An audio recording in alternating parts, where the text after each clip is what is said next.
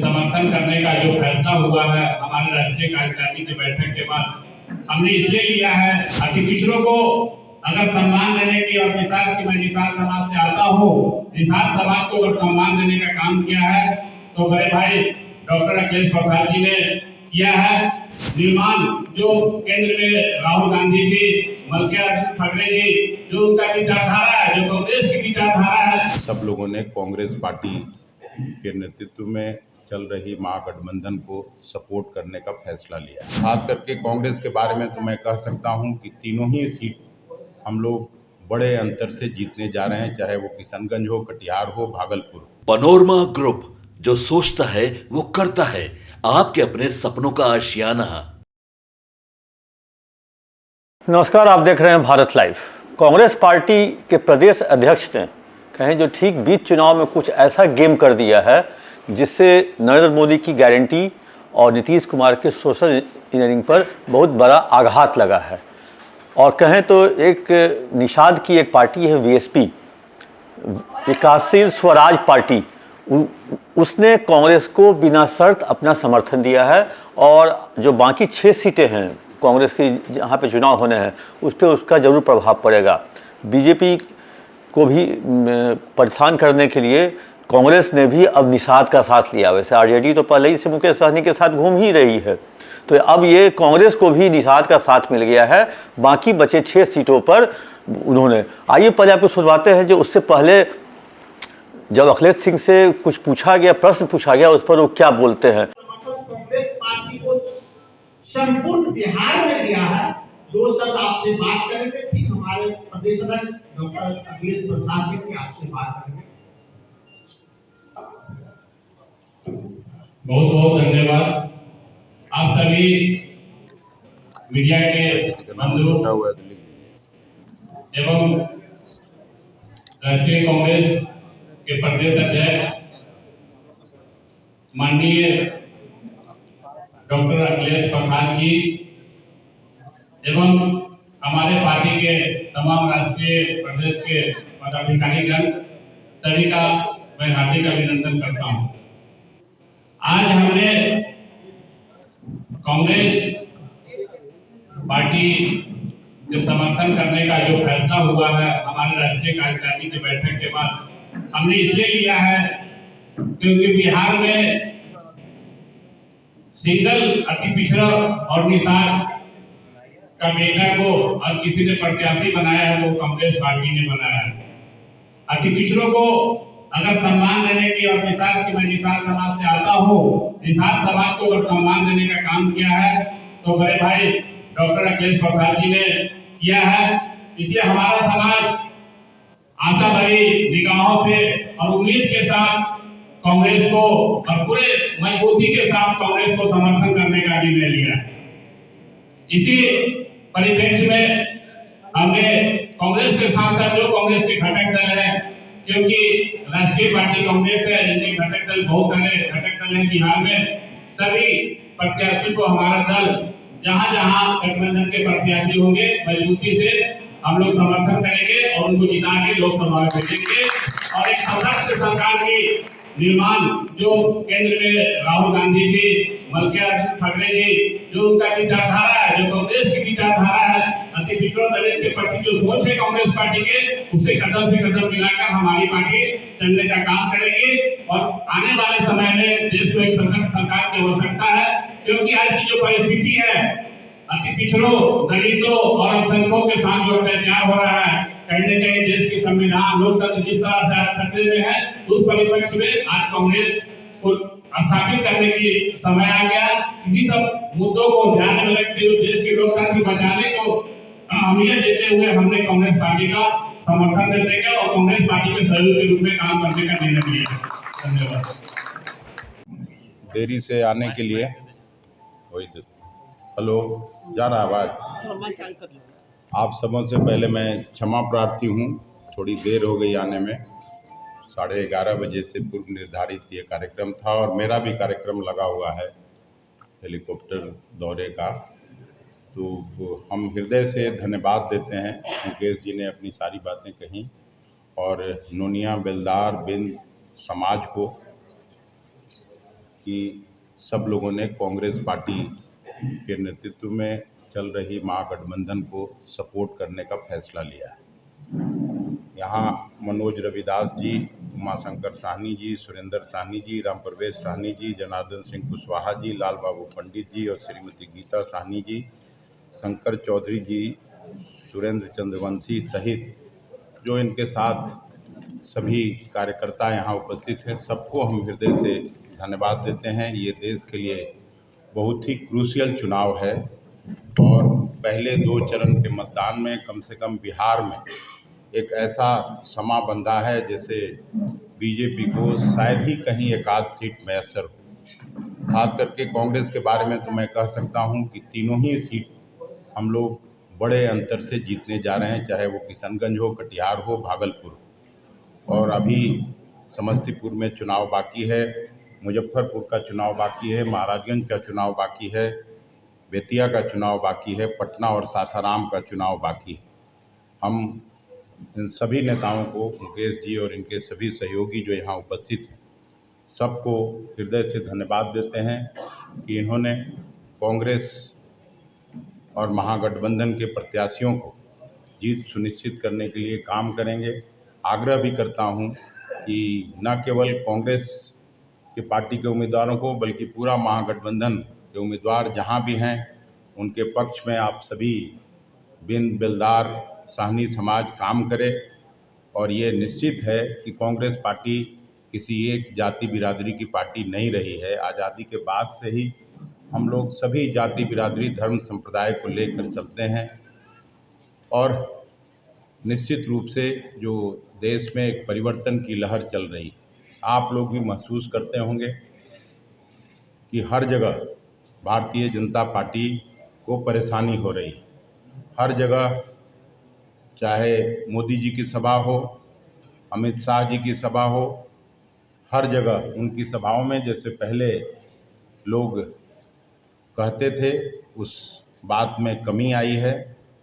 और मुझे विश्वास है कि महागठबंधन यहाँ भारी संख्या में हम लोग जीतेंगे, बहुसंख्यक सीटों पर जीतेंगे और यही स्थिति कमोबेश पूरे देश की। आप सबों को फिर से धन्यवाद देते हुए मैं अपनी बात यहीं समाप्त करता हूँ। बहुत बहुत धन्यवाद।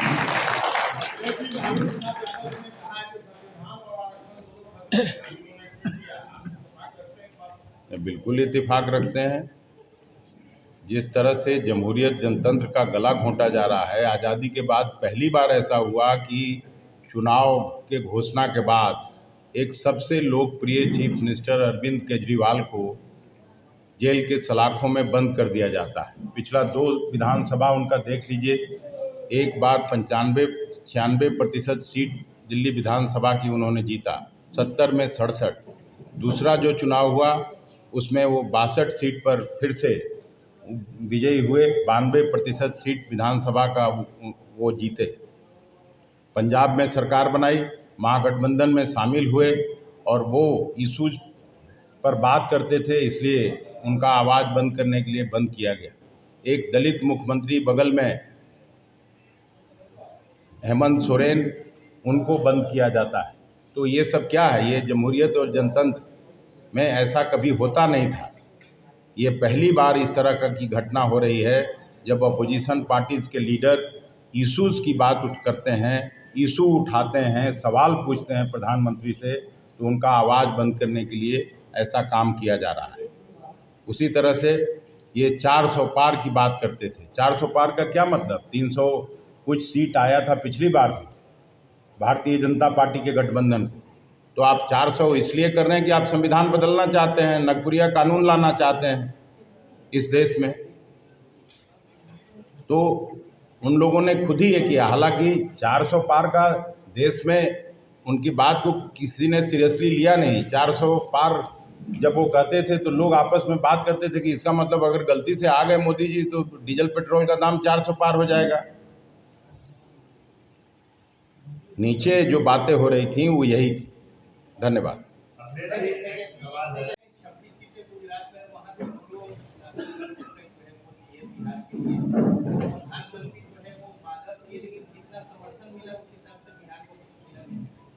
भाई मैं पटना विश्वविद्यालय का छात्र था और जिस समय छात्र था उस समय से आंदोलन चलता था कि पटना विश्वविद्यालय को सेंट्रल विश्वविद्यालय बनाया जाए।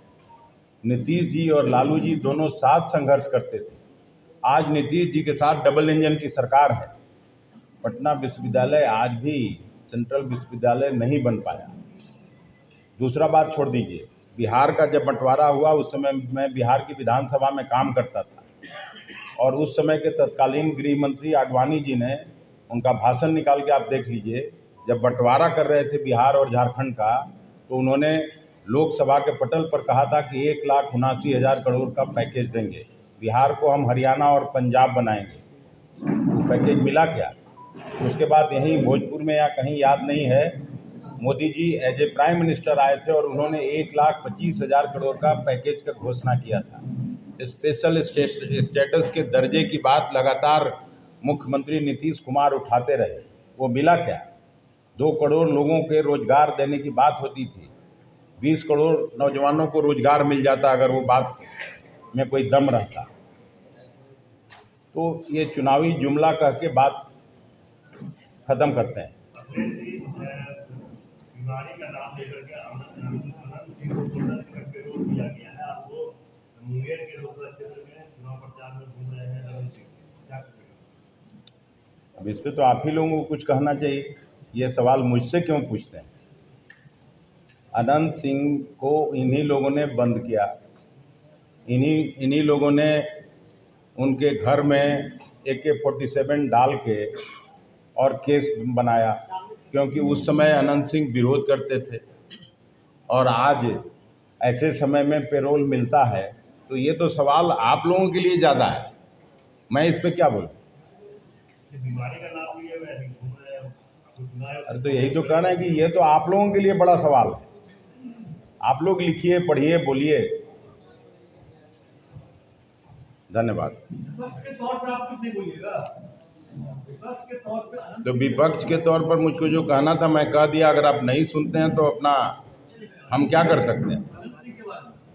नहीं, मैं तो बोल दिया कि जिन लोगों ने सरकार में रहते हुए अनंत सिंह को एक साजिश करके केस में फंसाने का काम किया, आज अपने उपयोग के लिए उनको पेरोल पर रिहा करके और वोट मंगवाने का काम करा। ये कहाँ तक न्याय संगत है? और चुनाव आयोग भी सब कुछ देख। लड़े तो वायनाड से फिर रायबरेली आने का कहीं कारण ये तो नहीं है कि वहाँ डी राजा। राहुल गांधी जी पिछली बार भी अमेठी से लड़े थे, वायनाड से लड़े थे। ये कोई नई घटना नहीं हो गई, ये उनके विरासत का, उनके परिवार का सीट रहा है रायबरेली और अमेठी। तो वो सीट कैसे छोड़ते हैं? उनकी माँ स्वास्थ्य कारणों से इस बार चुनाव नहीं लड़ी। तो उस सीट पर याद दिला रहे हैं 1977 का उन्हें दशक का याद दिला रहे हैं। क्या 77 का दशक में क्या हो गया था? वहाँ पे रायबरेली से चुनाव लड़े थे। 4 तारीख को परिणाम भी आना है मैम, उस दिन फिर हमसे मिलिएगा। 2019 में भी एक हमला हुआ था पुलवामा, और 2024 में भी उसी तरीके की घटना चुनाव से पहले दोहराई जा रही है। कहीं क्या साजिश की बुआरी है? नहीं, मुझे इस पे कुछ कहना नहीं है। भारत सरकार की मंत्री को जवाब देना चाहिए। कई बार कहा कश्मीर, जम्मू कश्मीर में पूरी नॉर्मलसी आ गई है। जैसे बिहार है, उत्तर प्रदेश है, उसी से वो भी भारत है जहां सब कुछ सामान्य गतिविधि हो रहा है। आतंकवादी समाप्त हो गए हैं। तो आतंकवादी घटना के लिए जवाब देना चाहिए गृह मंत्री जी को, प्रधानमंत्री जी को। आपको कितनी सीटें आप मान के चलते? 20 से ज़्यादा सीटें महागठबंधन को आ रही हैं। उन्होंने साफ तौर पे कहा जो वायनाड से लड़े हैं, रायबरेली से क्यों नहीं लड़ना चाहिए? रायबरेली उस परिवार की परंपरागत सीट रही है, उनकी माँ वहाँ से लड़ती रही है। और क्योंकि माँ की तबीयत, सोनिया गांधी जी की तबीयत अभी अच्छी नहीं है, इसलिए उस सीट से राहुल गांधी लड़ रहे हैं। क्योंकि जिस दिन से ये घोषणा हुई है और जिस दिन से उन्होंने रायबरेली से नॉमिनेशन किया है, उस दिन से ये एक चर्चा का विषय बना हुआ है। तो एक तरह से कहे जो इस पर उन्होंने साफ तौर पर क्लियर कर दिया। अब पुलवामा कल जो आतंकी हमला हुआ उस पर भी उनसे प्रश्न किया गया।